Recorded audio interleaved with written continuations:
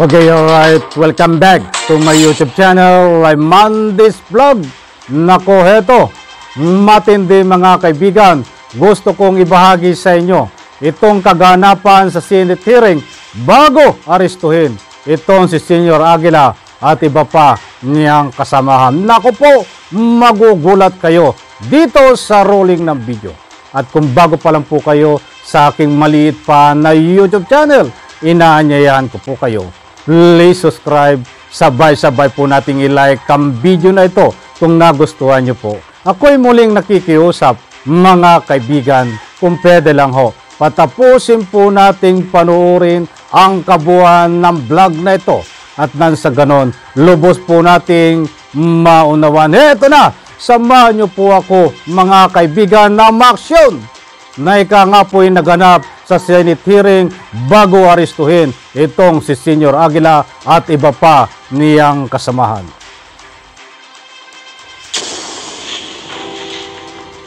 Meaning, yung kamay ni Senyor Aguila, ipinasok doon sa ari ng asawa mo. Ordinary member lang po ako. Makinig ka ha. Nakakulong ka na ngayon, tapos magsinungaling ka pa ha. 2019, lahat sila, whether yung bumaligtad na membro ninyo o yung mga nandoon sa loob, ikaw ang tinuturo 2019 na nag-auhag, nagkuhan sa kanila na umakyat kayo dito at matutunaw ng mundo. Ikaw ang sinasabi. Hindi ka pa presidente noon, but you were recognized as Senyor Aguila already. Hindi ka pa na presidente dahil buhay pa yung dating presidente at that time. Hindi pa ikaw presidente, pero acknowledged leader ka na nila, Senyor Aguila. Hindi po, kasi yung leader namin yung presidente at hindi po yan totoo. Yung nga, sinasabi na nga na ikaw si Senyor Aguila at that time pa. Are you Senyor Aguila or not? Yung Senyor Aguila po is screen name ko lang po yun. Kaya nga, sino yung screen name na yan? Ikaw o hindi? Ako yung... O ikaw pala eh. O sino pang ibang Senyor Aguila na sinasabi nila ngayon na nagtawag sa kanila na umakyat na kayo dito sa kapihan at matutunaw ng mundo. Yung dapa na yan, matutunaw na. Kapihan na lang ang maiiwan. Matira. Yung Aguila cluster, hindi lang po naman ako yung Aguila. Kasi yung... wala akong sinasabing Aguila cluster. Ang sinasabi ko, Senyor Aguila. Are you or are you not Senyor Aguila? Sa screen name ko lang po, Senyor Aguila. Kaya nga, ikaw si Senyor Aguila, di ba? Opo. Oh, wala namang ibang tinutukoy dito, Senyor Aguila, na reincarnation of the Santo Niño. Sige lang, mawala tayo dito. Yung tinawag na Senyor Aguila, na yung screen name ko is 2021 na po, yung nakaregister yung... 2019 ka pa sila tatawag na Senyor Aguila, kaya nga, pinaakyat mo yung mga tao sa kapihan. Hindi po yan totoo, Your Honor. Saan yung asawa mo ngayon? Sa kapihan. Nandun ba sa kapihan? Ikaw, nasa baba ka na. Bumaba ako, sir. So, nandun pa siya sa kapihan ngayon? Opo, sir. Pati anak mo? Oo, nandun yung Ilang dalawa. anak mo nandun sa kapihan? Dalawa, sir, babae. So, may asawa na naman siyang iba ngayon doon? Wala Yun, pa? ang pinag-asawa nila doon, sir. Ha? Yun. Nag-asawa na naman doon? Oh, sa pilitang pinag-asawa ng Pinag-asawa ibang lalaki. ng ibang lalaki? Opo, sir. Ikaw, nag-asawa ka naman sa baba? Hindi pa, sir. Wala pa? Opo. Dapat binaba mo na, dinala mo sa ospital. Bawal kasi doon, sir. Bawal. Sino po Sino nagbawal? nagbabawal? Si Senyor Aguila, sir. Senyor Aguila, binawalan mo na ibaba yung bata na agaw buhay. Imbis masave pa yung kung nadala sa ospital, Hindi po. binawalan mo daw. Hindi po. Hindi. Hindi. Dahil hindi ako yung presidente noon. O paano nga siya makapagbawal? Hindi daw siyang presidente noon.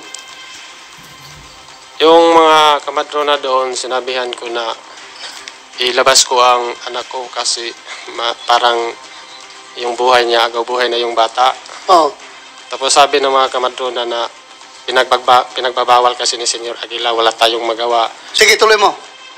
Yung nagbabawal, sir, ginagamit lang nila ang pangalan ni Senyor Aguila, pero sa totoo yan, sir, yung talagang utak doon si Mamerto Galineda, Karen Sanico, Jan Jadahok at saka Rosely Sanico.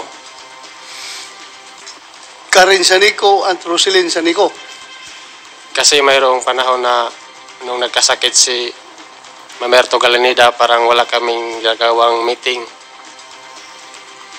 Kasi yung may nagsabi sa doon ko na nalaman nung bumaba na ako, sir, yung parang sinaligan ni Mamerto Galanida na isa siyang driver. Nagsasabi siya na kaya siya bumaba kasi doon niya nalaman na ang sulat na ibigay niya kay Jerin Esquilario, yun pala ang galing ni Mamerto Galanida na sulat na yun ang i-memorize niya. Tapos pag magkaroon ng general meeting, yun ang isasabi niya sa mga tao. So meaning, gusto mong palabasin dito ngayon, gusto mong malaman ng committee ito na si Jeris Aguila ay under the dictates of Mamerto Galanida, Karen Sanico, and other officers ng SBSI? Yan ang gusto mong ipalabas na impresyon? Apo, sir. Na si Jerin Esquilario ay parang figurehead lang? Apo, sir. Front lang siya. Ang nagdidesisyon talaga, ito matatanda. Apo, sir. Yan ang gusto mong sabihin? Yun, sir, kasi doon ko nalaman na kasi yung pagbaba din ng parang kusinero ni Jerin Esquilario. So, nagtanong ako, bakit bumaba ka? Kasi kung ano ang makain ni Jerin, ikaw ang na makatikim kasi siya ang kusinero. Sabi niya na doon niya nalaman ang mga mali na mga ginagawa nila doon sa loob. Meron kang sinabi sa akin na nag-perform ng IA, I don't know, IE or ano yung, internal examination, Mr. Chair. Internal examination po kung OB gynecology. Internal examination, si Senior Aguila doon sa asawa mo. Is that true? Oh, gisubay pa na sa asawa nga. Kay si Senior Aguila, usama po na namo giilangan dito nga doktor. Sinabi din yun ng paanak po siya. Sinabi ng asawa ko yon na inai siya. At kasi si Senior Aguila ay isa din siyang kinikilala naming doktor doon. Pero si Senyor Aguila ba ang obstetrician gynecologist ng asawa niyo? Kuan, ma'am, kanang in case na murag maglisod na ang magmanganak, muanak na siya. Pag nahirapan na, ma'am, pumunta na siya. Kasi siya ang kinikilala namin na Panginoon. Kasi So siya, for the record, sinabi ng asawa mo na si Senior Aguila nag-conduct ng IE sa kanya, internal examination. Apo, sir. Meaning, yung kamay ni Senior Aguila, ipinasok doon sa ari ng asawa mo para malaman kung ano ang distance ng ulo ng bata or part of the body of the infant sa loob para malaman yung distance, ganon. Yan ang purpose ng IE, di ba? So siya mismo gumawa? Yung siya nauwaw ko na siya. Nauwaw siya? Nauwaw. Sino nauwaw? Yung asawa mo? Yung asawa ko. Nahiya yung asawa mo? Nahiya. Jerins, totoo yan na ikaw nag-conduct ng IE? Kasi ikaw ang doktor doon? Hindi, kasi hindi po ako marunong yan. Wala akong alam yan. Sinasabi niya. Mr. Chair, Jerin Esquilario, yung asawa po ni Sir Randolph, nasa inyo pa, nasa kapihan pa. Sinasabi niyo na nagsinungaling siya? Mas mabuti, tanungin natin yung asawa niya. Grabe, Para Mr. malaman Chair. yung totoo. Palala ng palala, Mr. Chair.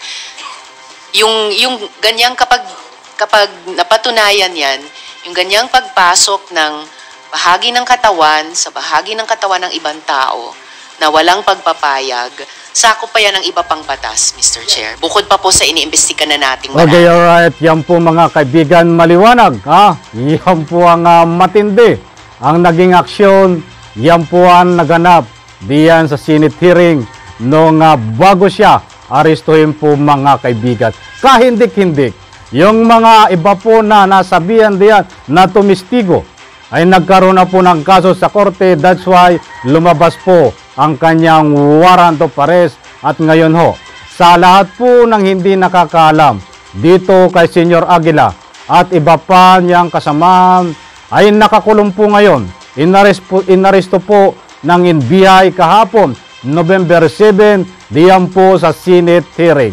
Lumabas po bigla ang warrant of arrest. That's why nagkaroon po ng pagta-turnover sa NBI itong ika nga po sa pangunguna ni Senior Aguila at iba pa niyang kasamahan na 12 na ngayon ho ay sama-sama diyan ho sa kulungan sa NBI, ang tawag dito, NBI Bilibid Prison. Okay, maikli lang po ang vlog natin mga kaibigan.